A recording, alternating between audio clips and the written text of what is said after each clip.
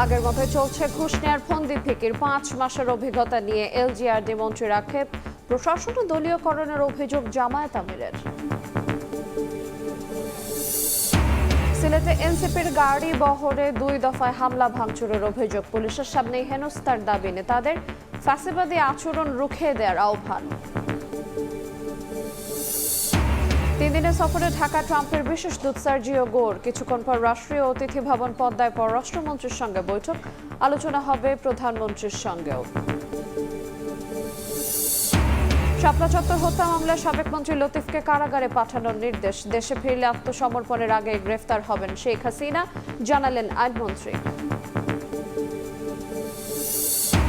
এবং আগস্টের শেষ সপ্তাহে মালয়েশিয়ায় বাংলাদেশি শ্রমিক যাওয়ার প্রক্রিয়া শুরু, জানালেন প্রধানমন্ত্রীর উপদেষ্টা। অভিবাসনের প্রতারণা ঠেকাতে তৎপর সরকার।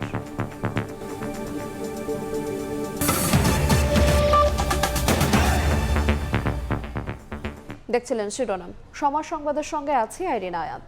আগের মতোই চলছে ঘুষ খাওয়ার ফন্দি ফিকির, আটকে দেয়া হচ্ছে ভালো কাজের উদ্যোগ। 5 মাসের অভিজ্ঞতা তুলে ধরে এভাবেই আক্ষেপ জানালেন স্থানীয় সরকার মন্ত্রী মির্জা ফখরুল ইসলাম আলমগীর। তবে প্রধানমন্ত্রী তারেক রহমানের হাত ধরে জুলাই আকাঙ্ক্ষা বাস্তবায়নের আশা প্রকাশ করেন বিএনপি মহাসচিব। আর মুক্তিযুদ্ধের মতো জুলাইয়ের চেতনাকে বিক্রি হতে দেওয়া হবে না বলে হুঁশিয়ারি দেন তথ্যমন্ত্রী জহিরুদ্দিন স্বপন।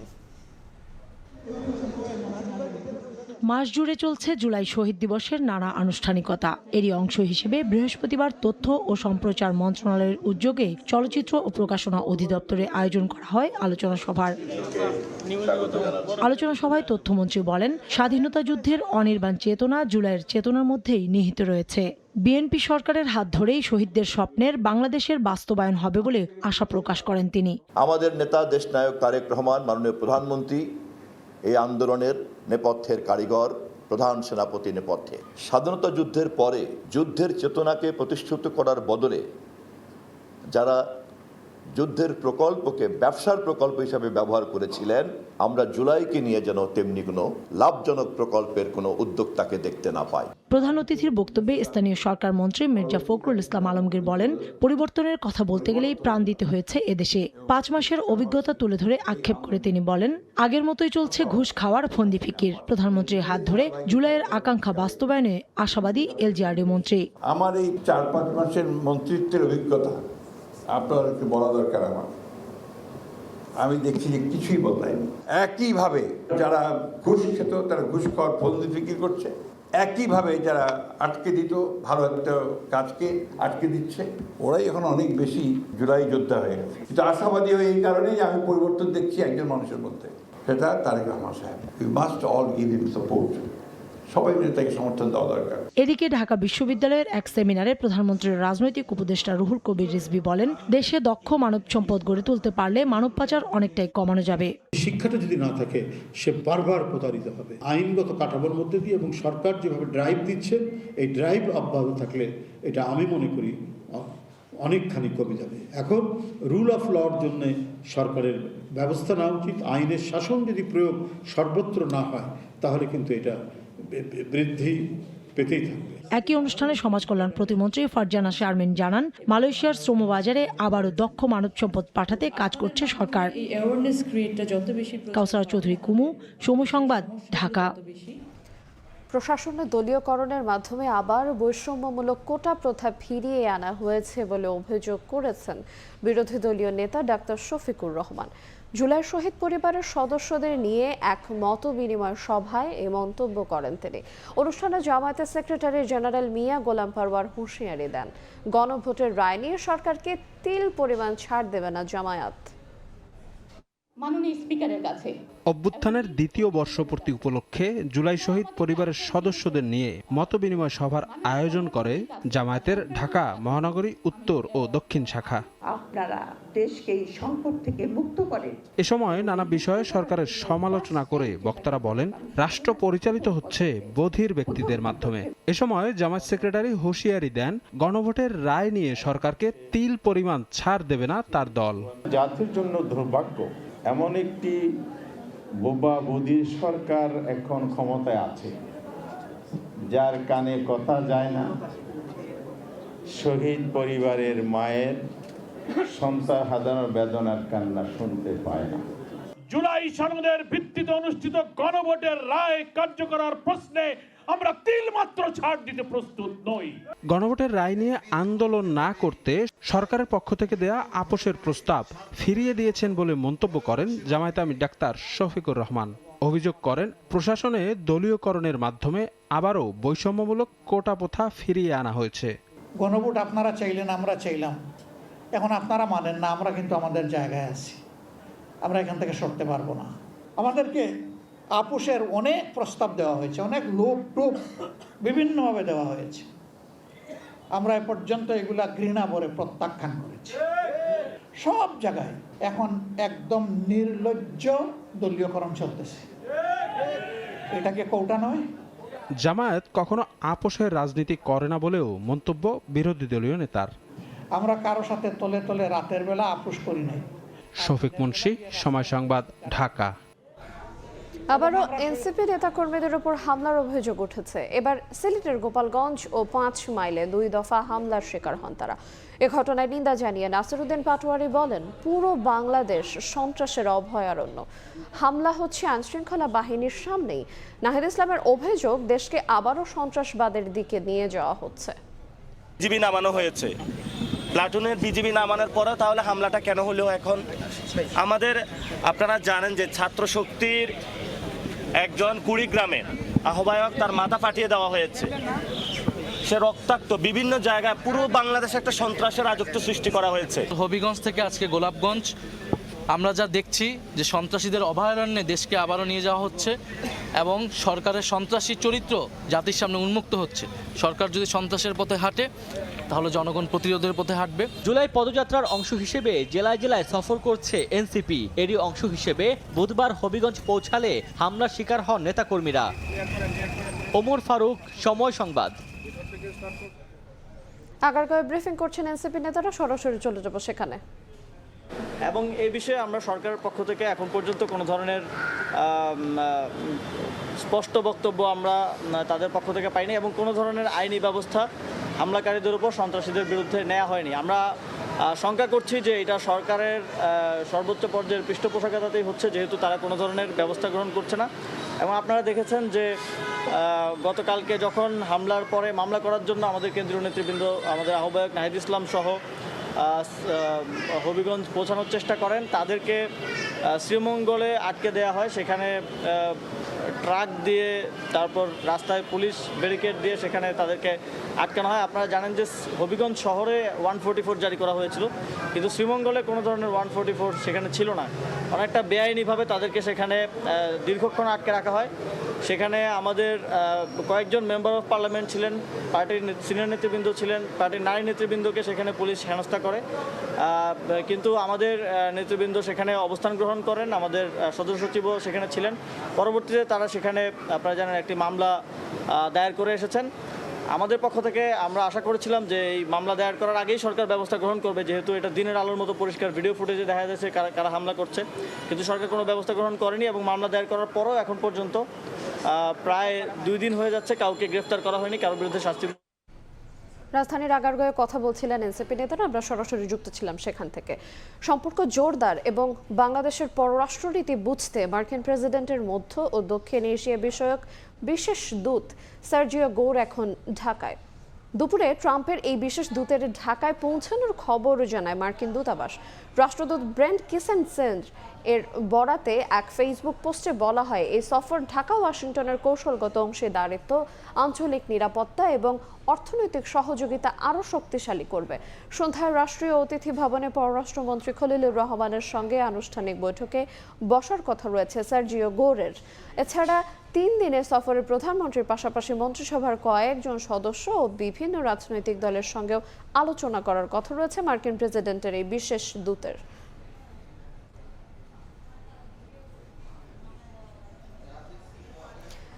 আগস্টের শেষ নাগাদ মালয়েশিয়ার শ্রম বাজার বাংলাদেশি কর্মীদের জন্য উন্মুক্ত হবে বলে জানিয়েছেন প্রধানমন্ত্রীর উপদেষ্টা মাহদি আমিন।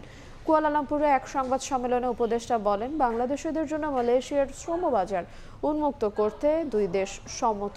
এদিকে বিদেশি কর্মী পাঠাতে রিক্রুটিং এজেন্সিগুলো একচেটিয়া ব্যবসা করছে অভিযোগ করে প্রবাসী কল্যাণ ও কর্মসংস্থান প্রতিমন্ত্রী অভিবাসনের প্রতারণা ঠেকাতে এজেন্সিগুলোর সিন্ডিকেট নিয়ন্ত্রণে আনা হবে। মধ্যপ্রাচ্যে যুদ্ধের কারণে ক্ষতিগ্রস্ত প্রবাসী বাংলাদেশি শ্রমিকরা। এমন অবস্থার মধ্যে সুখবর মিলছে মালয়েশিয়ার শ্রমবাজার থেকে। প্রধানমন্ত্রী তারেক রহমানের সরকার ক্ষমতায় আসার পর থেকেই দফায় দফায় উদ্যোগ নেয়ার ফলে দীর্ঘদিন ধরে স্থগিত থাকা মালয়েশিয়ার শ্রমবাজার আবারও খুলছে বাংলাদেশিদের জন্য। শ্রমিক পাঠানোর বিষয়টি চূড়ান্ত করতে দেশটিতে তৃতীয়বারের মতো সফরে আছেন সংশ্লিষ্ট নীতি নির্ধারকরা। বাংলাদেশি শ্রমিকদের জন্য মালয়েশিয়ার শ্রমবাজার উন্মুক্ত করতে দুই দেশ সম্মত হয়েছে জানিয়ে কুয়ালালামপুরে সংবাদ সম্মেলনে উপদেষ্টা মাহদি আমিন বলেন, বাংলাদেশ থেকে শ্রমিক যাওয়ার প্রক্রিয়া শুরু হবে আগস্টের শেষ নাগাদ। নিউ প্রসেস ফলো করে যত দ্রুত সম্ভব এই শ্রমবাজার উন্মুক্ত করবার মাধ্যমে বাংলাদেশের যে বিপুল জনশক্তি রয়েছেন ওনাদের জন্য মালয়েশিয়ার এ দ্বার উন্মুক্ত করতে যাচ্ছে।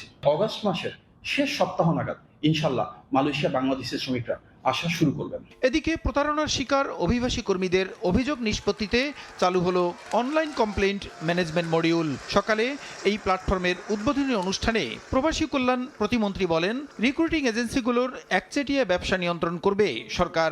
সহায়তা দেওয়া হবে প্রতারিত শ্রমিকদেরও। মালয়েশিয়া যে এটা মানে ইট ইজ আন্ডার প্রসেস।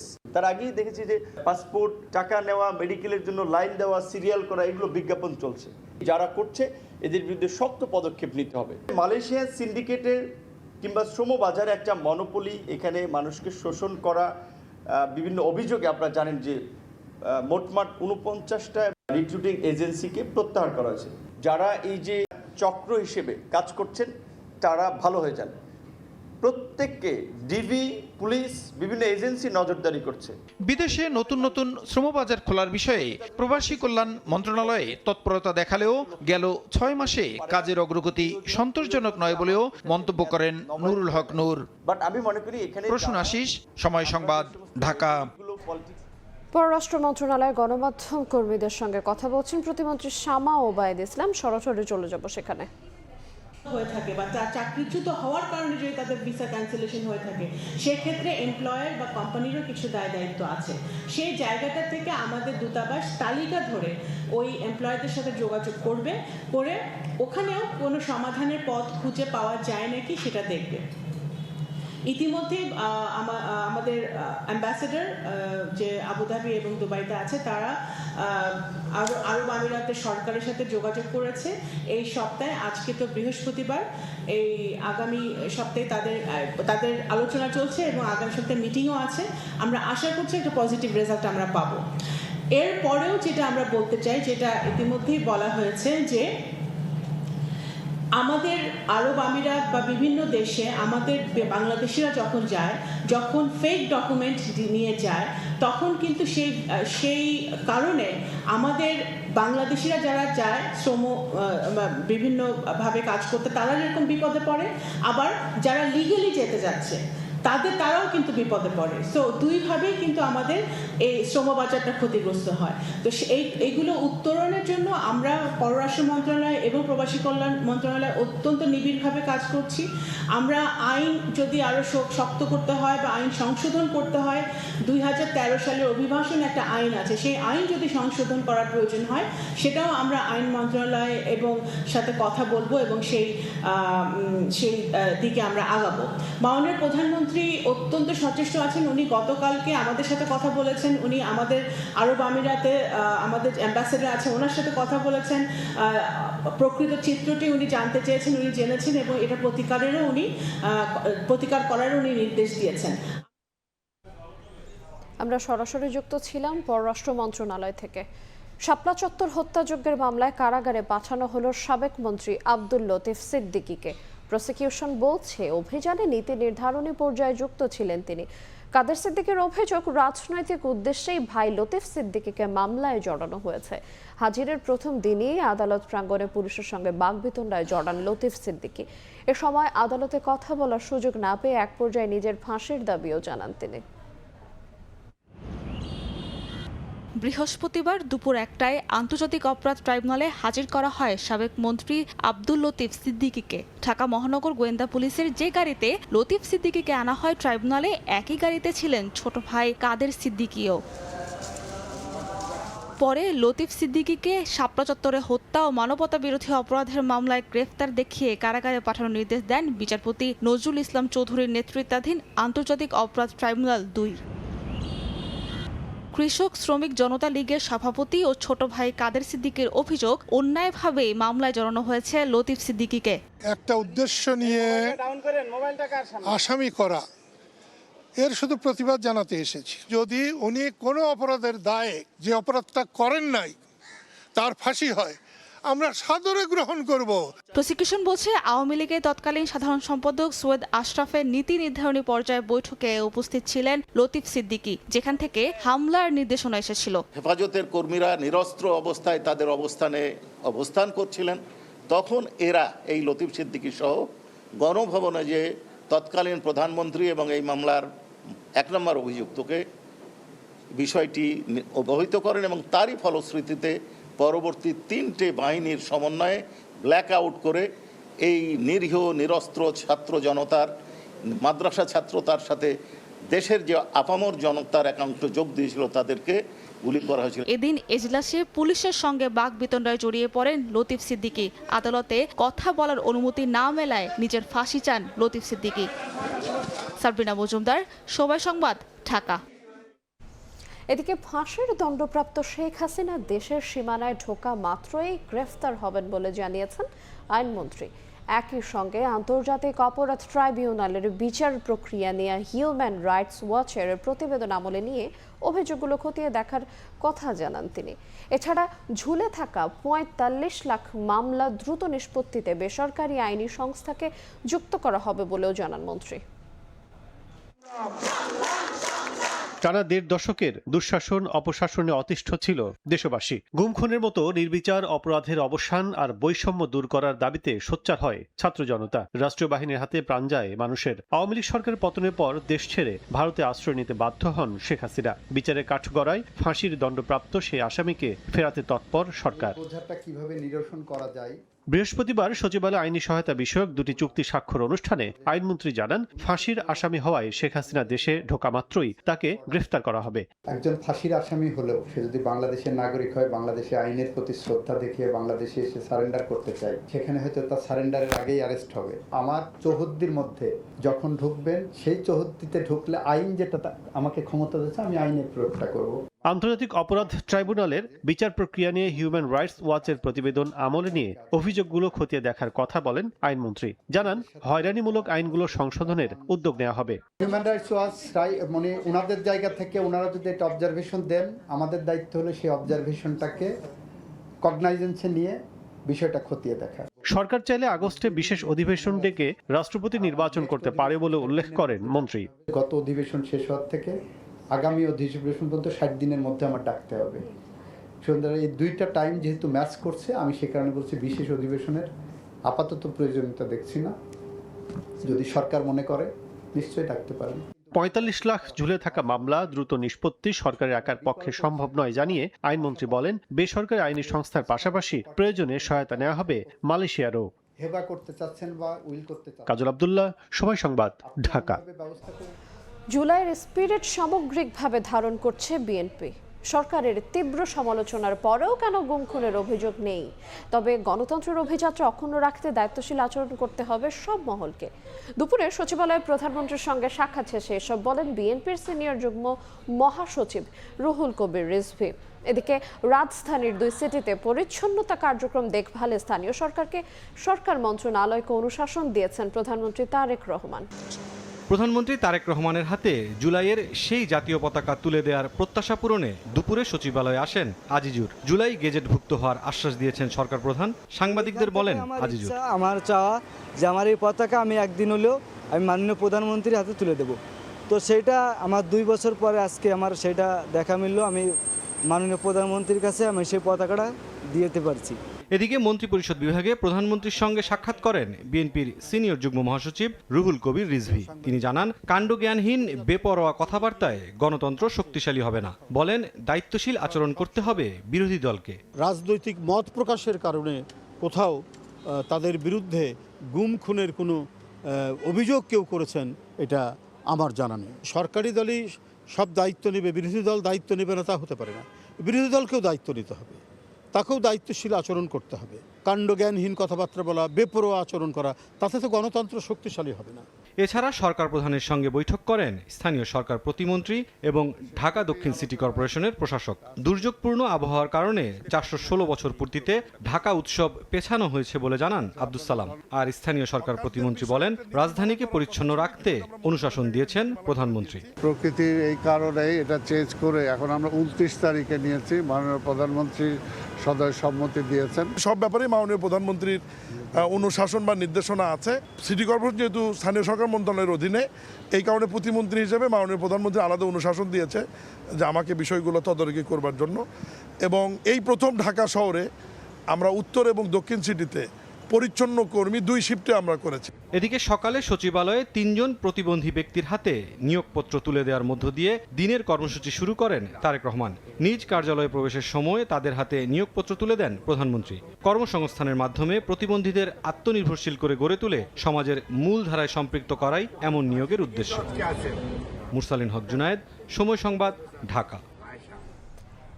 জানাবো জুলাইয়ের দিনলিপি।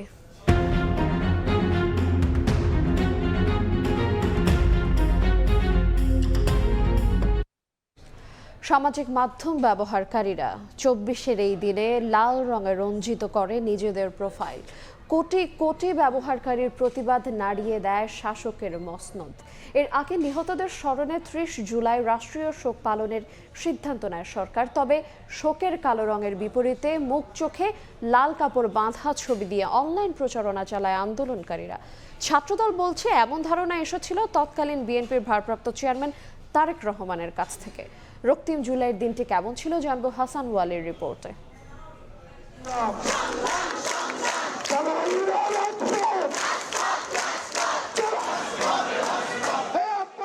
30 জুলাই 2024। ইতিমধ্যে নিহত হয়েছেন শত শত মানুষ। আহতের সংখ্যা অজানা অজস্র, যার দায় সরকার ও তার পেটো বাহিনীর। এরকম একটি সময়ে দাঁড়িয়ে সরকারের তরফ থেকে ঘোষণা আসে রাষ্ট্রীয় শোকের সেই ঘোষণাকে ঘৃণা ভরে প্রত্যাখ্যান করে এদেশের আপামর জনতা। কোটি মানুষ এদিন সামাজিক যোগাযোগ মাধ্যমে নিজেদের প্রোফাইল রাঙিয়ে তোলে বিপ্লবের লাল রঙে। হত্যার বিচার চেয়ে মুখে লাল কাপড় বেঁধে মিছিলে নামে জনতা। শিক্ষার্থী ছাড়াও অন্যান্য শ্রেণী পেশার মানুষ যোগ দেন বিক্ষোভে। বেশ কয়েকটি বিশ্ববিদ্যালয়ের শিক্ষক, অভিভাবকদের পাশাপাশি প্রতিবাদ সমাবেশ করেন বিশিষ্ট নাগরিকরাও। এদিন জনসম্মুখে হতাহতের জন্য সরকারের কাছে জবাবদিহিতা দাবি করেন তারা। রাজপথ থেকে হঠাৎ সামাজিক যোগাযোগ মাধ্যমের এমন কর্মসূচি শুরুতে ইতিবাচক হিসেবে নেয়নি অনেকেই, কিন্তু পরবর্তীতে মজলুমের পক্ষে কারা তা স্পষ্ট হয় এই কর্মসূচির মাধ্যমে। কর্মসূচিটা হচ্ছে সাংবাদিক গ্রুপে দিলাম, ফেসবুক পোস্ট দিলাম, তখন মানুষ হচ্ছে খুব মানে কটু ভাষার কথা হচ্ছে বলতেছেন যে আপনারা হচ্ছে কি এত বড় একটা আন্দোলন, পিক আন্দোলনটা একদম নিজে নামিয়ে আনতেছেন, অফলাইন থেকে অনলাইন চলে আসতেছেন। আমাদের উদ্দেশ্য ছিল হচ্ছে কি যে আমাদের হচ্ছে জনমতটা যাচাই করা। আসলে যারা হচ্ছে হাসিনার নিপীড়নের পক্ষে তারা হচ্ছে কি প্রোফাইল কালো করেছিল, যারা হচ্ছে হাসিনার নিপীড়ন চায় না তারা হচ্ছে লাল করেছিল। তার মধ্যে একটা ডিভাইডেশন, একটা বাইনারি তৈরি হয়েছিল, কিন্তু আসলে কে কোন পক্ষে। ছাত্রদল সাধারণ সম্পাদক বলছেন, ফ্যাসিস্ট হাসিনা সরকারের শোকের কালো রঙের পরিবর্তে লাল রং ধারণ করে অনুষ্ঠানের নির্দেশনা এসেছিল তারেক রহমানের পক্ষ থেকে। জনাব তারেক রহমান আমাকে ফোন করে বললেন যে যেহেতু ওরা কালো কিছু দিয়ে করছে, তাহলে দেখো লাল পতাকা দিয়ে কোনো প্রোগ্রাম করা যায় কিনা। এটিও আমি তাদেরকে জানালাম এবং এটি খুব সর্বসম্মতিভাবে তারা বলছে হ্যাঁ এটি খুব ভালো কর্মসূচি, এটা হতে পারে। সিদ্ধান্ত হয়েছে যে ঠিক আছে, লাল কাপড় যদি না পাওয়া যায় তাহলে অন্তত কেউ ফেসবুকে কোনো একটি লাল কিছু রং পোস্ট করে ফেস দেব, আর যাদের লাল কিছু আছে তারা বাসা থেকে প্রোগ্রামের মাধ্যমে এটি প্রতিবাদ করবে। তখন সেটা থেকে পরিবর্তিত হতে হতে সেটি আসলে লাল প্রোফাইলে অন্তর্ভুক্ত হয়েছিল। এছাড়াও কারফিউ তুলে নেওয়া, ঢাকা বিশ্ববিদ্যালয় প্রশাসন ও সরকারের পদত্যাগ, শিক্ষা প্রতিষ্ঠান খুলে দেওয়া, আটককৃত শিক্ষার্থীদের মুক্তিও জাতিসংঘের অধীনে তদন্ত কমিশন করে হামলাকারীদের চিহ্নিত করে বিচারসহ 11 দফা দাবি জানায় ঢাকা বিশ্ববিদ্যালয়ের ফ্যাসিবাদ বিরোধী শিক্ষকদের ফোরাম সাদা দল। বাংলাদেশের সহিংস পরিস্থিতি ও গণগ্রেফতার নিয়ে এদিন উদ্বেগ প্রকাশ করে জাতিসংঘের মহাসচিব অ্যান্থনিও গুতেরেস। 6 সমন্বয়ককে কোন আইনে ডিবি কার্যালয়ে রাখা হয়েছিল তা নিয়েও এদিন প্রশ্ন তোলে দেশের সর্বোচ্চ আদালত। একই সঙ্গে শিক্ষার্থীদের আন্দোলনে এত সহিংসতায় আদালত লজ্জিত বলেও জানায়। এত কিছুর মধ্যেও সরকার বলুন, সন্ত্রাসের কার্যকলাপ চালানো বলুন, এগুলি করে যাচ্ছে। কাজেই এটা নিয়ে এখন 14 দল সহ সবাই রাজনৈতিক একটা সিদ্ধান্ত হয়েছে। স্বাধীন বাংলাদেশে এই অপশক্তি আর কোনো সুযোগ না পায়। এদিকে পরদিন মার্চ ফর জাস্টিস কর্মসূচি ঘোষণা দেয় বৈষম্য বিরোধী ছাত্র আন্দোলন। তারা জানায় 9 দফা দাবি আদায়ের লক্ষ্যে দেশের সব আদালত, ক্যাম্পাস এবং রাজপথে পালিত হবে এই কর্মসূচি। মজলুমের প্রতিবাদের ভাষা ঠিক কত রকমের হতে পারে তার দৃষ্টান্ত 24-এর উত্তাল জুলাই। একদিকে রাজপথে অসংখ্য মানুষের আত্মত্যাগ, অন্যদিকে সামাজিক যোগাযোগ মাধ্যমে রক্তে রাঙা লাল রঙের প্রতিবাদ। সেই প্রতিবাদ আর প্রতিরোধের আগুনেই তছনছ হয় শেখ হাসিনার সরকারের মসনদ। হাসান ওয়ালি, সময় সংবাদ, ঢাকা। সময় সংবাদে আরও থাকছে। স্বর্ণ লুট করতে ভুয়া এনআইডিতে নিরাপত্তা কর্মীর চাকরি। মিরপুরে 2টি দোকান থেকে 259 ভরি অলংকার চুরি করে লাপাত্তা 5 জন। জড়িতদের খুঁজতে পুলিশ।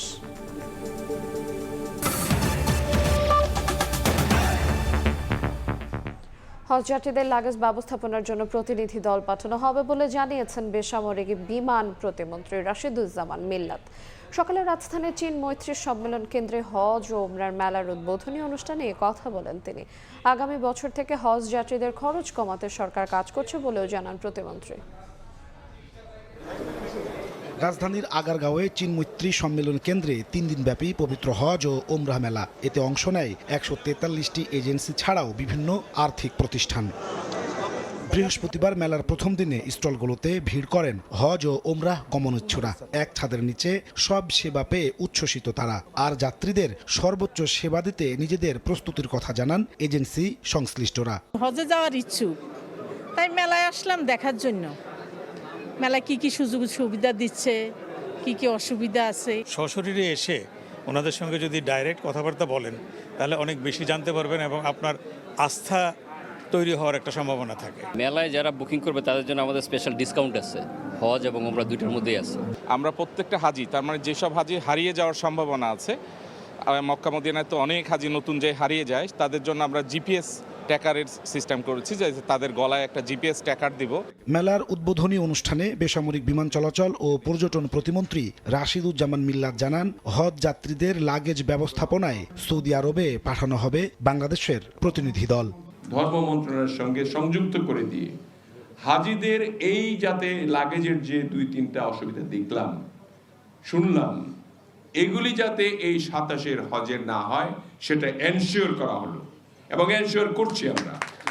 যদি তারপরেও তারা যদি কথা না শুনে তাদের বিরুদ্ধে অ্যাকশন নেওয়া হবে।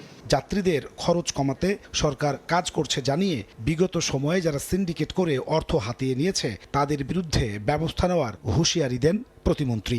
এমন একটি জায়গা নাই যে লুটপাট হয় নাই। তো আমাদের পিছনের দিকে তাকিয়ে আপনি যদি সামনের কাজগুলি বন্ধ রাখেন তাহলে কিন্তু দেশ আগাবে না। কিন্তু পিছনে যারা অন্যায়গুলি করেছে তাদের তদন্ত চলমান আছে, তাদের ব্যাপারে আমরা বিশেষ ব্যবস্থা গ্রহণ করব যে কেন এই অনিয়মগুলো হয়েছে এবং এত টাকা কেন তারা নিয়েছে। পরে মেলা ঘুরে দেখেন প্রতিমন্ত্রী। এ সময় সেবাদানকারী প্রতিষ্ঠানগুলোর সঙ্গে কুশল বিনিময় করে সার্বিক প্রস্তুতির খোঁজ খবর নেন তিনি। নাজমুস সালেহী, সময় সংবাদ, ঢাকা। তীব্র গ্যাস সংকটে পাম্পেই কেটে যায় ঘন্টার পর ঘন্টা, তারপরও না পাওয়ার অভিযোগ অনেকের। আয় কমছে সিএনজি ও রাইড শেয়ারিং চালকদের। কবে নাগাদ স্বাভাবিক হবে পরিস্থিতি জানেন না পাম্প সংশ্লিষ্টরা। গত কয়েক সপ্তাহ ধরে গ্যাস সংকটের কবলে দেশ। রাজধানীর ফিলিং স্টেশনগুলোতে দীর্ঘ ভোগান্তি যেন নিত্যদিনের চিত্র হয়ে দাঁড়িয়েছে। গ্যাসের জন্য ঘন্টার পর ঘন্টা পেরিয়ে যায় পাম্পের লাইনেই। সিরিয়াল কাছাকাছি আসতেই বন্ধ হয়ে যায় পাম্পের সরবরাহ। গ্যাসের চাপ কম থাকায় ভোগান্তি আরও বাড়িয়েছে। গ্যাসের জন্য পাম্পেই কেটে যায় অর্ধেক বেলা। আয় কমে যাওয়ায় হতাশ চালকরা। 4 ঘন্টা 5 ঘন্টা বসে থাকি, তাহলে 500 টাকা 400 টাকা গ্যাস কেমনটা বুঝাইতে 200 টাকা 250 টাকার গ্যাস ঢুকে ঠিক মতো আমরা গাড়ি চালাতে পারছি না, খুব কষ্ট। কেমনে বিশ্বাস করবো? এটা কারিগরি তিরুডি না সরকারের কাছে উঠি না পাম্পের কাছে উঠি, আমরা কিছুই বুঝতে পারিনি। সকাল থেকে আমি 1 টাকা ভাড়া মারতে পারিনি, পকেটের থেকে 200-250 টাকা খরচ। আমরা চাচ্ছি যে এই গ্যাসের সংকটটা জানি তাড়াতাড়ি দূর হয়, এটার জন্য সরকার জানি তাড়াতাড়ি উদ্যোগ নেয়। পাম্প সংশ্লিষ্টরা বলছেন সরবরাহ কমের কারণেই চাহিদা মতো গ্যাস দিতে পারছেন না তারা। গাড়ির চাপ অনেক, কিন্তু প্রেশার কম। মনে করেন যে প্রেশার 110-100 এরকম প্রেশার থাকে। ইদানিং এই 3-4 দিন ধরে আবার সকাল 6টায় যায়, কোনোদিন আপনার বিকেলে আসে, কোনোদিন আসে না। এই অবস্থা চলতে থেকে আমাদের পাম্পের অবস্থা তো খুবই শোচনীয় হবে, কারণ কোনো যদি সেল না থাকে, কর্মচারীর বেতন আছে, জায়গা ভাড়া আছে। সংকট সমাধানে দ্রুত কার্যকর পদক্ষেপ নেওয়ার আহ্বান ভোক্তা ও সংশ্লিষ্টদের। মানিক মোহাম্মদ ওমর, সময় সংবাদ। দুর্নীতির প্রাথমিক তথ্য মেলায় খোদ দুদকের সাবেক 2 কমিশনার সহ সাবেক 10 সচিবের বিরুদ্ধে সম্পদ বিবরণীর নোটিশ জারি করেছে সংস্থাটি। দুদকের অভিযোগ, এই সচিবরা 2018 সালের নির্বাচনে আওয়ামী লীগকে সহযোগিতা করার বিনিময়ে ধানমন্ডিতে শত কোটি টাকার ফ্ল্যাট পেয়েছিলেন। এদিকে আল আরাফা ইসলামী ব্যাংকের চেয়ারম্যান বদিউর রহমানের বিরুদ্ধে সিঙ্গাপুরে অর্থ পাচারের মামলার তদন্তে নথিপত্র তলব করেছে দুদক। দুর্নীতি দমন কমিশনে অভিযোগ আসে 2018 সালের নির্বাচন সফলভাবে পার করে আনার পুরস্কার হিসেবে শেখ হাসিনার পক্ষ থেকে সচিব পদমর্যাদার 12 জনকে শত কোটি টাকার 14 তলা ভবন নির্মাণের অনুমোদন দেয় তৎকালীন সরকার। পরে 2024 সালের 26শে মে ভবনটির নির্মাণ কাজ শুরু করে গণপূর্ত মন্ত্রণালয়। গণ অভ্যুত্থান পরবর্তী সময়ে ঘটনাটি দৃশ্যপটে এলে অভিযান চালিয়ে প্রাথমিক সত্যতা খুঁজে পায় দুদক। নির্মাণাধীন 23টি ফ্ল্যাটের 12টি পাওয়ার কথা ছিল দুদকের আলোচিত সাবেক কমিশনার মোজাম্মেল হক খান ও জহুরুল হক সহ 12 সচিব পদমর্যাদার কর্মকর্তা। গত বছর গণপূর্ত মন্ত্রণালয় এ বরাদ্দ বাতিল করে। এ ঘটনায় মামলা দায়েরের পর এবার এদের মধ্যে 10 ব্যক্তির সম্পদ বিবরণীর নোটিশ জারি করেছে দুদক। এই অভিযোগ সংশ্লিষ্ট 10 জন ব্যক্তির সম্পদ বিবরণী জারির যে প্রক্রিয়া তা চলমান রয়েছে। তারা নির্দিষ্ট যে টাইম ফ্রেম আছে এর ভিতরে তাদের সম্পদ বিবরণী জারি করতে হবে, অন্যথায় দুর্নীতি দমন কমিশন আইন ও বিধি অনুযায়ী প্রয়োজনীয় ব্যবস্থা নেওয়া হবে। এদিকে অবৈধ উপায়ে সিঙ্গাপুরে 1,68 লাখ টাকা পাচারের মামলায় আল আরাফা ইসলামী ব্যাংকের চেয়ারম্যান বদিউর রহমানের নথিপত্র তলব করেছে সংস্থাটি। প্রায় 1,68 লক্ষ টাকা পাচারের একটি মামলা চলমান রয়েছে এবং এই মামলার সুষ্ঠু তদন্তের স্বার্থে রেকর্ডপত্র চেয়ে তার বরাবর একটি পত্র প্রেরণ করা হয়েছে। 8 বছর আগে দায়ের হওয়া মামলায় বলা হয় বদিউর রহমান সিঙ্গাপুরে প্রতিষ্ঠান খুলে অর্থ পাচার করেন। তাসলিম তৌহিদ, সময় সংবাদ, ঢাকা। স্বর্ণের দোকান লুট করতে ভুয়া এনআইডি ব্যবহার করে নিরাপত্তা কর্মীর চাকরি নেয় 5 জন। মিরপুরের শাহ আলী মার্কেটের 2টি জুয়েলারি দোকান থেকে 259 ভরি স্বর্ণালংকার চুরি করে লাপাত্তা তারা। সমাজ সংবাদের হাতে আসা সিসি ক্যামেরার ফুটেজে দেখা গেছে ওই 5 কর্মী বাইরেও দুর্ধর্ষ এই চুরিতে জড়িত ছিল আরও একাধিক ব্যক্তি। বুলবুল রেজার রিপোর্টে বিস্তারিত।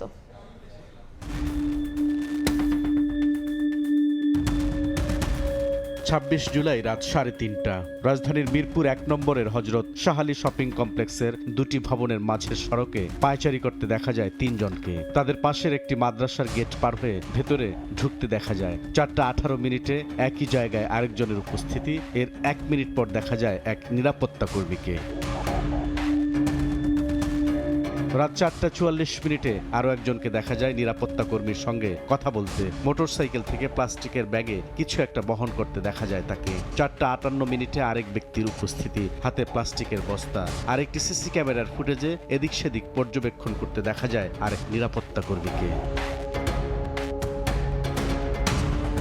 একটি দল যখন ব্যস্ত ছিল মার্কেটের বাইরের অংশে পাহারায়, ঠিক তখন আরেকটি দলকে দূরের একটি সিসি ক্যামেরায় দেখা যায় কিছু জিনিস বস্তায় ভরতে। এখানেও একজন নিরাপত্তা কর্মীর উপস্থিতি। সময় সংবাদের হাতে আসা আরেকটি সিসি ক্যামেরার ফুটেজে এক নিরাপত্তা কর্মীকে দেখা যায় মাথায়, কাঁধে এবং হাতে করে বস্তা নিয়ে বেরিয়ে যেতে। ২৬ জুলাই রাত ১টা থেকে ভোর ৫টার মধ্যে দুর্ধর্ষ এই চুরির ঘটনা ঘটে শাহালী শপিং কমপ্লেক্সের দুটি জুয়েলারির দোকানে। চুরির আগে মার্কেটের ভেতরে থাকা সিসি ক্যামেরার সংযোগ বিচ্ছিন্ন করা হয়। দোকান মালিকদের অভিযোগ, লুট করা হয়েছে ২৫৯ ভরি স্বর্ণ এবং নগদ ৬,১৫,০০০ টাকা। চুরির ঘটনায় জড়িতদের মধ্যে ৫ জন ছিল মার্কেটের নিরাপত্তা কর্মী। তারা সবাই এখন আত্মগোপনে। তবে সময় সংবাদের হাতে আসা সিসি ক্যামেরার ফুটেজ বলছে এই ঘটনায় জড়িত অন্তত ১২ থেকে ১৫ জন। মার্কেটে ৪টা দোকানে তালা কাটছে, 2টা দোকানে ডাকাতি হয়েছে। প্রায় ৬০ ভরির মতো নিয়ে গেছে, আর নগদ ক্যাশ ছিল ৩,১৫,০০০ টাকার মতো। আমার দোকানের সমস্ত মালামাল, সিন্ধুকে যা ছিল, বাইরে যা ছিল, সব নিয়ে গেছে। গত বছরের ডিসেম্বর থেকে অ্যাভান্ট গার্ড অ্যালায়েন্স লিমিটেড নামের সিকিউরিটি কোম্পানি থেকে ১৬ জন নিরাপত্তা কর্মী নিয়োগ দেয় শাহালী শপিং কমপ্লেক্স কর্তৃপক্ষ। চুরির ঘটনা তদন্তে বেরিয়ে আসে তাদের অধিকাংশেরই জাতীয় পরিচয়পত্র নকল। নিরাপত্তা কর্মীরা নিজেরাই বলছেন তাদের নেই কোনো প্রশিক্ষণ, অনেকেই জানেন না অফিস কোথায়। অফিস আমিও ভালো করে জানি না, অফিস আমার যাওয়াই হয়নি। ট্রেনিং দিয়ে চলো, এই যে সাবধান এই যে জায়গাটাতে চলো। এ ঘটনার পর দোকান মালিকরা রয়েছেন আতঙ্কে। আমরা আতঙ্কের মধ্যে আছি, মানে মার্কেটে রাখলেও সমস্যা, এগুলা নিয়ে বাসায় নিয়ে রাস্তা দিয়ে চলে গেল, তারপরও সমস্যা আমাদের। পুরো আতঙ্কিত, সবাই এখন লকারে দিচ্ছি। সিকিউরিটি কোম্পানির বিরুদ্ধে মামলার সিদ্ধান্ত নিয়েছে মার্কেট কর্তৃপক্ষ। পরিচালনা পর্ষদ আগামী রোববার যাদের এই কোম্পানি অ্যাভেন গার্ড, এদের এই কোম্পানির নামে আমরা মানহানি ক্ষতিপূরণ মামলা দায়ের করব এবং প্রতারণা মামলা, আরেকটি প্রতারণা মামলা থানায়ও দায়ের করব। পুলিশ বলছে আসামিদের শনাক্ত করা গেছে, অভিযান অব্যাহত আছে। তাদের গ্রেপ্তারের আমাদের অভিযান চলছে, এখনও আমাদের পার্টির বাইরে কাজ করতেছে। আমার মনে হয় যে আমরা শনাক্ত এবং গ্রেপ্তার করতে পারব। দুর্ধর্ষ এই চুরির ঘটনার পর শাহালী শপিং কমপ্লেক্সের স্বর্ণ ব্যবসায়ীরা আতঙ্কে দিন পার করছেন। সিকিউরিটি কোম্পানির দুর্বলতা এবং মার্কেট কর্তৃপক্ষের উদাসীনতাকে দুষছেন তারা। পরিকল্পিত এ ঘটনার সঙ্গে জড়িতদের দ্রুততম সময়ের মধ্যে আইনের আওতায় আনতে আইন শৃঙ্খলা রক্ষাকারী বাহিনীর প্রতি আহ্বান তাদের। বুলবুল রেজা, সময় সংবাদ, মিরপুর, ঢাকা।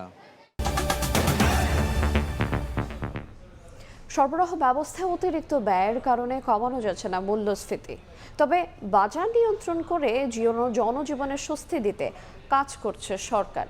সিপিডি আয়োজিত এক অনুষ্ঠানে এ কথা বলেন বাণিজ্যমন্ত্রী। সংস্থাটির গবেষণায় উঠে এসেছে চালে মিলার, ডাল মরিচে আড়তদার, বেগুন আলুতে খুচরা বিক্রেতা ও পেঁয়াজে প্রান্তিক পাইকাররা সবচেয়ে বেশি লাভ করেন, যা যায় ভোক্তার পকেট থেকে। দেশের 10টি নিত্য প্রয়োজনীয় পণ্যের বাজারজাতকরণ নিয়ে 810টি বাজার নিয়ে গবেষণা করেছে Centre for Policy Dialogue CPD. গবেষণায় দেখা গেছে সরবরাহ শৃঙ্খলের বিভিন্ন ধাপে ভিন্ন ভিন্ন ব্যবসায়ী বেশি মুনাফা করেন। চালে মিলার, ডাল মরিচে আড়তদার, আলু বেগুনে খুচরা বিক্রেতা এবং পেঁয়াজে প্রান্তিক পাইকার সবচেয়ে বেশি লাভ করেন। এই গবেষণার ফল তুলে ধরতে রাজধানীর মহাখালীতে ব্র্যাকিং সেন্টারে আয়োজিত অনুষ্ঠানে অংশীজনরা বলেন, শুল্ক কমানোর কারণে সাধারণ মানুষ সুবিধা পাওয়ার কথা থাকলেও তা চলে যায় মধ্যস্বত্বভোগী সহ আরো অনেকের পকেটে। যারা আমদানিকারক তারা আমার কাছ থেকে 4% ভ্যাটের এটা নিয়ে নিলেন, সুযোগটা নিয়ে নিলেন, কিন্তু তিনি তার প্রাইসিং করার সময়, অর্থাৎ ওই খুচরা বিক্রেতার কাছে দেওয়ার সময়, দোকানদারের কাছে দেওয়ার সময় তার কিন্তু ভূমিকা কিন্তু অস্পষ্ট হয়ে যাচ্ছে। উৎপাদনটাকে যদি আমরা স্থিতিশীল করতে চাই, এখানে যেই ইনভেস্টমেন্ট দরকার সেই ইনভেস্টমেন্টটা আমাদের এই ম্যাক্রো ইকোনমিক যে ফেনোমেনন, যে আমার গ্রোথের জন্য আমি যে ইনফ্লেশনটা ধরে রাখছি গভর্নমেন্টের, সেটা কিন্তু আমার প্রত্যেকটা আইটেম স্পেসিফিক আসছে। তারপরেও দাম কমছে কোনগুলো, যেগুলো প্রোডাক্টিভিটি বেড়েছে। এ সময় বাণিজ্য মন্ত্রী জানান, বাংলাদেশের জন্য মহাযন্ত্রণা হয়ে দাঁড়িয়েছে মূল্যস্ফীতি। এখান থেকে মুক্তি পেতে সরবরাহ ব্যবস্থাপনার জটিলতা দূর করতে কাজ করছে সরকার। আমাদের মতো স্ট্রাগলিং ইকোনমির জন্য তো ইনফ্লেশন অনেক বড় পেন। সমস্যা থেকে বের হওয়ার জন্য একটা হলো লজিস্টিক কস্ট কমাতে হবে, একটা হলো ইনপুট কস্ট কমাতে হবে। চাঁদাবাজি, আমি এরকম র শব্দে না গিয়ে এটার একটু ডিফাইন্ড ওয়ার্ড দেই, আমি আনঅ্যাকাউন্টেড ফর এক্সপেন্স কমাতে হবে। আমরা অনেকগুলি আইটেমের উপরে ট্রেসেবিলিটি করতে যাচ্ছি। বাজার ব্যবস্থাপনার ত্রুটি আর মধ্যস্বত্বভোগীদের দৌরাত্মে অনেক পণ্যের দাম শতভাগ বৃদ্ধি পাচ্ছে বলেও তুলে ধরা হয়েছে সিপিডির গবেষণায়। সাইফুল ইসলাম, সময় সংবাদ, ঢাকা।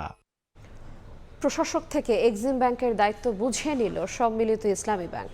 রবিবার থেকে এক্সিম ব্যাংকে বসছেন নতুন এমডি আবেদুর রহমান শিকদার। এক্সিমের বুথে নগদ অর্থ উত্তোলন সীমা বৃদ্ধি ও বাণিজ্যিক লেনদেনে গতি ফেরাকে দৃশ্যমান অগ্রগতি হিসেবে দেখছে বাংলাদেশ ব্যাংক। তবে অর্থনীতিবিদদের মতে গ্রাহকদের আস্থা ফেরাতে ব্যাংকটির পাচার হওয়া অর্থ ফেরানো হবে বলে বড় চ্যালেঞ্জ। সেলিয়া সুলতানার রিপোর্ট। বহুল আলোচিত 5 ব্যাংককে একীভূত করে গঠিত সম্মিলিত ইসলামী ব্যাংক ফিরছে নতুন গতিতে। চেয়ারম্যান ও এমডি নিয়োগের পরই এক্সিম ব্যাংকের প্রশাসক ফিরিয়ে আনা দিয়ে শুরু হচ্ছে 5 প্রশাসক ফিরিয়ে আনার প্রক্রিয়া। ফলে আসছে সপ্তাহে ব্যাংকটির পরিচালনার দায়িত্ব নিতে যাচ্ছেন সম্মিলিত ইসলামী ব্যাংকের নতুন এমডি। গত 5 নভেম্বর থেকে এক্সিমের দায়িত্বে থাকা প্রশাসক শওকতুল আলম ব্যাংকটির সবশেষ আর্থিক চিত্র তুলে ধরেন বোর্ড সভায়। এরই মধ্যে এক্সিম ব্যাংকের বুথ থেকে গ্রাহকদের নগদ অর্থ উত্তোলন সীমা দিনে 5,000 থেকে বাড়িয়ে 20,000 টাকা করা হয়েছে। পাশাপাশি আমদানি রপ্তানি সহ বাণিজ্যিক লেনদেনেও গতি ইতিবাচক অগ্রগতি হিসেবে দেখছে বাংলাদেশ ব্যাংক। গ্রাহকরা 5,000 টাকার বেশি উত্তোলন করতে পারতো না, এই সীমাটা বাড়িয়ে তারা 20,000 টাকা উত্তীর্ণ করেছে। এখন গ্রাহকরা এলসি খুলতে পারছে, এখানে বিল পারচেজ হচ্ছে। তার মানে এই ফরেন এক্সচেঞ্জ যে কাজগুলি হয় কর্মকাণ্ড, এগুলি পূর্ণতমেই চালু হয়েছে। এগুলি তো ঘুরে দাঁড়ানোর একটা ইন্ডিকেশন। একীভূত হওয়া 5 ব্যাংকের সম্মিলিত খেলাপি ঋণের পরিমাণ প্রায় 2 লাখ কোটি টাকা, যার বড় অংশই পাচার হয়েছে বিদেশে। মোট মূলধন ঘাটতি প্রায় 1 লাখ কোটি টাকা, যা দেশের ব্যাংকিং খাতের জন্য বড় চ্যালেঞ্জ।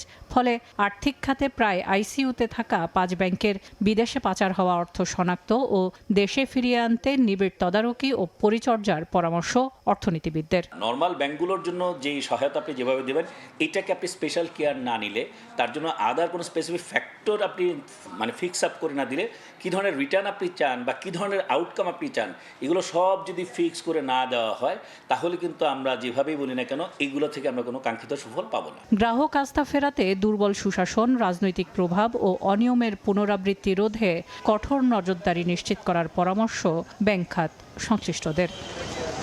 সেলিয়া সুলতানা, সময় সংবাদ, ঢাকা।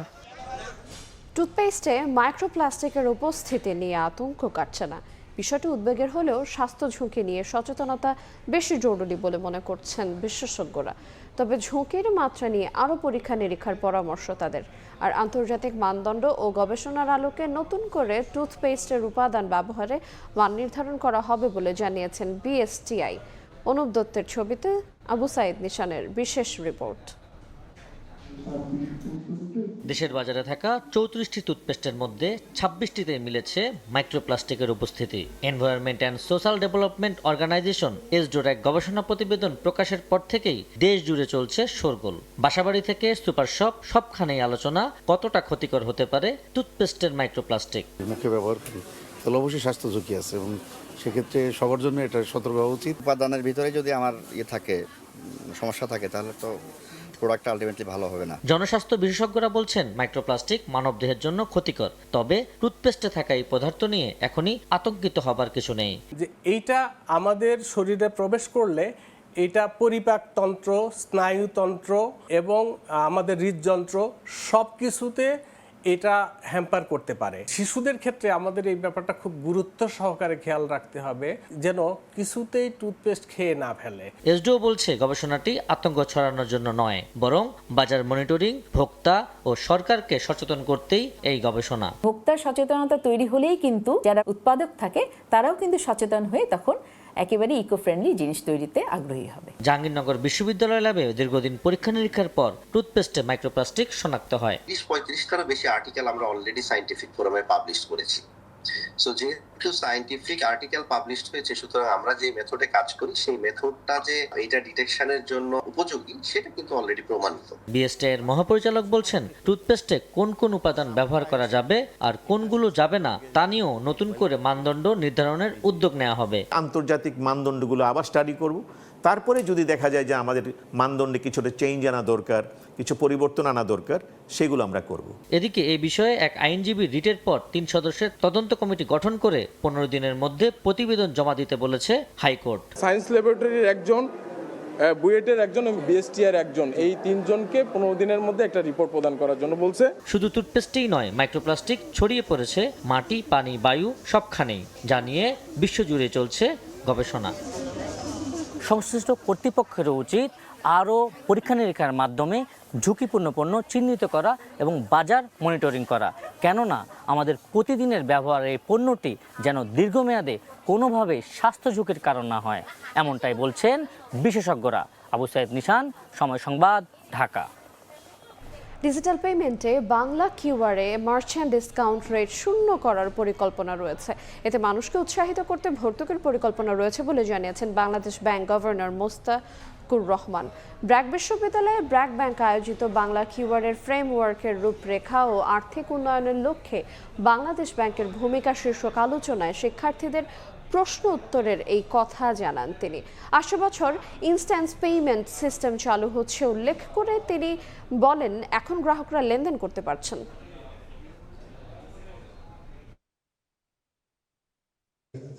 সেটা আমরা ট্রানজ্যাকশনটা করব ডিজিটাল।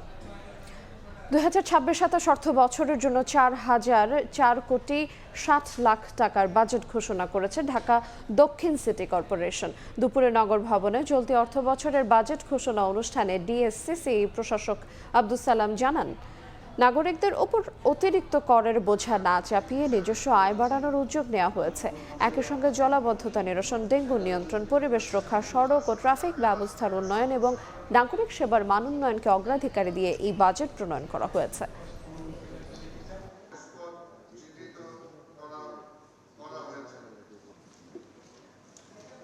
২৬-২৭ অর্থ বছরে ৪,৪০.60 কোটি টাকার বাজেট অনুমোদন প্রদান করা হয়েছে। এই বাজেটের সফল বাস্তবায়নের উপর নির্ভর করছে আমাদের প্রিয় নগরীর পরিচ্ছন্নতা, উন্নত অবকাঠামো, কার্যকর বর্জ্য ব্যবস্থাপনা, মশক নিয়ন্ত্রণ, সবুজ পরিবেশ সংরক্ষণ, আধুনিক নাগরিক সেবার নিশ্চিতকরণ এবং নগরবাসীর দৈনন্দিন সমস্যার টেকসই সমাধান।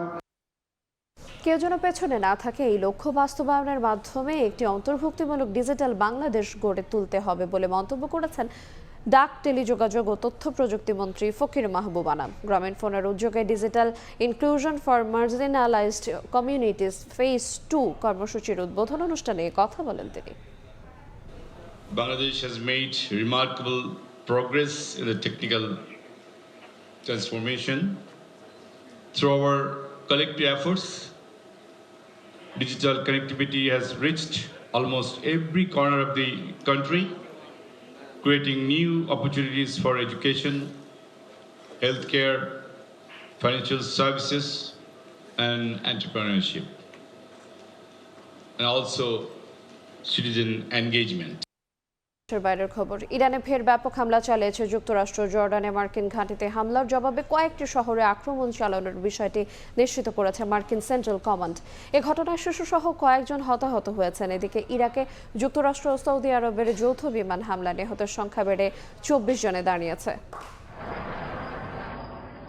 কয়েকদিন সংঘাত বন্ধ রাখার পর বুধবার রাতে ইরানের কয়েকটি শহরে হামলা চালায় মার্কিন সেনারা। কেশম দ্বীপে 2 বছরের শিশুসহ একই পরিবারের কয়েকজন নিহত হন। বুশে প্রদেশেও বিস্ফোরণ হয়েছে। এছাড়া খুজেস্তান প্রদেশের আবাদান শহরে, হরমুজগান প্রদেশের বন্দর আব্বাসে, আবু মুসা, সিরিক, কিস শহরেও একাধিক হামলার খবর জানিয়েছে ইরানের বিভিন্ন সংবাদ মাধ্যম। মার্কিন সেন্ট্রাল কমান্ড এই হামলাকে মধ্যপ্রাচ্যে মার্কিন বাহিনীর ওপর ইরানি হামলা চেষ্টার শক্তিশালী জবাব বলে অভিহিত করেছে। সেন্টকম জানায়, হামলায় ইরানের সামরিক কমান্ড কেন্দ্র, ক্ষেপণাস্ত্র ও ড্রোন স্থাপনা, উপকূলীয় নজরদারি ও প্রতিরক্ষা কেন্দ্র এবং সামুদ্রিক সক্ষমতা লক্ষ্যবস্তু করা হয়। ইরানের রাষ্ট্রীয় গণমাধ্যম জানিয়েছে, এই হামলা এমন এক সময় চালানো হলো যখন ইরাকে ইরানপন্থী গোষ্ঠীদের লক্ষ্য করে প্রকাশ্যে হামলা চালিয়েছে যুক্তরাষ্ট্র, সৌদি আরব। নিহতদের মধ্যে ইরানের IRGCর কয়েকজন সদস্য আছেন। এই ঘটনাকে নিজেদের সার্বভৌমত্বের ওপর চরম আঘাত হিসেবে উল্লেখ করে কড়া নিন্দা জানিয়েছে বাগদাদ ও তেহরান। রাইস জমহুর আমেরিকা এদিকে ইরানের Islamic Revolutionary Guard Corps IRGC জানায় মার্কিন কর্মকর্তাদের হুমকি এবং এই অঞ্চলে সামুদ্রিক চলাচলে তাদের হস্তক্ষেপ অব্যাহত থাকলে হরমুজ প্রণালী বন্ধই থাকবে। একই সঙ্গে যুক্তরাষ্ট্রকে সহায়তাকারী দেশগুলো আচরণ পরিবর্তন না করলে কঠোর জবাবের হুঁশিয়ারি দিয়েছে বাহিনীটি। শাফিনা সুলতানা, সময় সংবাদ। জানাবো খেলার খবর। অস্ট্রেলিয়া সিরিজের স্কোয়াডের পর প্রস্তুতি নিয়েও সন্তুষ্ট নন টেস্ট অধিনায়ক নাজমুল হোসেন শান্ত। বড়ি আবহাওয়ার কারণে অনুশীলন সেশনগুলোতে বিঘ্ন ঘটায় হতাশ ক্যাপ্টেন। তবে নিজেদের সীমিত সামর্থ্য দিয়েই অস্ট্রেলিয়াতে ভালো ফলাফলের প্রত্যাশা অধিনায়ক শান্তর। আপনারা তো মাশাআল্লাহ অনেক বছর ধরে ক্রিকেটটা কভার করেন, তো এই অস্ট্রেলিয়া সিরিজ নিয়ে আপনারা কি এক্সপেক্ট করতেছেন? দীর্ঘ 23 বছর পর অস্ট্রেলিয়া সফরের প্রস্তুতি জানাতে এসে প্রত্যাশা নিয়ে গণমাধ্যম কর্মীদের পাল্টা প্রশ্নই করে বসেন অধিনায়ক শান্ত। যে উত্তরটা পেয়েছেন তাতে যে সমর্থকদের সন্তুষ্ট করা সম্ভব নয় সেটাও বেশ স্পষ্ট। এই উত্তর আমি দিলে পছন্দ হইতো? গত কয়েক বছরে যেভাবে টেস্ট খেলেছে টাইগাররা তাতে প্রত্যাশা আকাশচুম্বী। এর জন্য সেরা প্রস্তুতিও প্রয়োজন। তবে জিম্বাবুয়ে সিরিজের পরিস্থিতির মতো এখানেও হতাশ টাইগার অধিনায়ক। বৃষ্টির কারণে প্রিপারেশনটা বাংলাদেশ ওইভাবে ঠিক মতো প্লেয়াররা নিতে পারে নাই এবং যতটুকু সম্ভব হয়েছে নেওয়ার চেষ্টা করেছে। আপনারা দেখেছেন যে প্র্যাকটিস হচ্ছে গ্রানাইটে, ওপরে বোলিং মেশিনের সাহায্যে যতটুকু নেওয়া সম্ভব। বাট আমি স্টিল বিলিভ করি যে প্রিপারেশনের জায়গায় একটু তো ঘাটতি ছিল এবার। মূলত এমন বৃষ্টিসাত আবহাওয়াই হতাশার মূল কারণ। শেষ দিনের অনুশীলনেও ছিল একই চিত্র। অবশ্য এসব নিয়ে ভাবছেন না শান্ত। লক্ষ্য নিজেদের স্বাভাবিক খেলা খেলেই অজি বোধ করা। আলাদা কোনো পরিকল্পনা নাই। টেস্ট টিমটা একটা ভালো অবস্থানে আছে।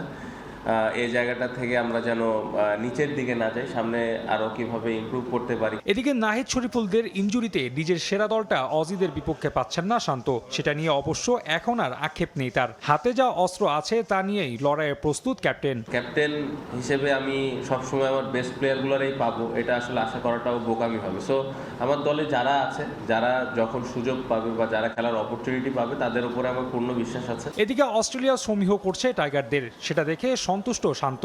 নিজেদের এই সম্মানটা টেস্ট ক্রিকেটে ধরে রাখতেই অস্ট্রেলিয়া সিরিজে ভালো ফলাফল আনতে চায় টাইগাররা। তাতে ওশেনিয়াতে আরও টেস্ট খেলার সুযোগ পাবে বাংলাদেশ। পাশাপাশি বাকি প্রতিপক্ষ সমান গুরুত্ব দেবে বলে বিশ্বাস অধিনায়কের। রাফি আমিন, সময় সংবাদ, ঢাকা। এই পর্যায়ে শীর্ষ সংবাদগুলো জানিয়ে দেবো আরেকবার। আগের মতোই চলছে ঘুষ নেয়ার ফন্দি ফিকির। 5 মাসের অভিজ্ঞতা নিয়ে এলজিআরডি মন্ত্রীর আক্ষেপ, প্রশাসনের দলীয়করণের অভিযোগ জামায়াত আমিরের। সিলেটে এনসিপির গাড়ি বহরে 2 দফায় হামলা ভাঙচুরের অভিযোগ। পুলিশের সামনেই হেনস্থার দাবি নেতাদের, ফ্যাসিবাদের আচরণ রুখে দেওয়ার আহ্বান। এবং 3 দিনের সফরে ঢাকা ট্রাম্পের বিশেষ দূত সার্জিও গোর। কিছুক্ষণ পর রাষ্ট্রীয় অতিথি ভবন পদ্মায় পররাষ্ট্রমন্ত্রীর সঙ্গে বৈঠক। আলোচনা হবে প্রধানমন্ত্রীর সঙ্গেও।